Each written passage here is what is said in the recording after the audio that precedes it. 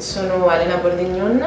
e sono una fisioterapista e da dicembre del 2017 ho ottenuto la delega dell'Ufficio Libera Professione di AIFI Veneto e quindi proprio mi occupo di tutti i quesiti e domande che i liberi professionisti della Regione Veneto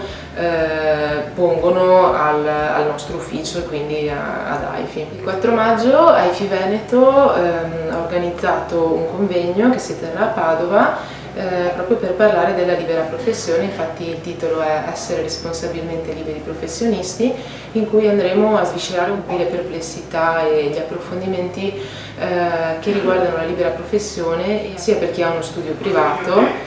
proprio, quindi la gestione dello studio, sia per chi è un libero professionista che lavora presso terzi. Il programma sarà molto intenso ed interessante, ci sarà il nostro vicepresidente nazionale Simone Cecchetto che parlerà dell'accesso alla fisioterapia, quindi accesso diretto e indiretto, anche il legale, l'avvocato Spitaleri che parlerà di quando si può incorrere in un abuso di professione medica, che anche questo molti colleghi hanno avuto dei problemi negli ultimi anni. Francesco Ballardin, che è responsabile libera professione di AIFI Nazionale, che parlerà di documenti minimi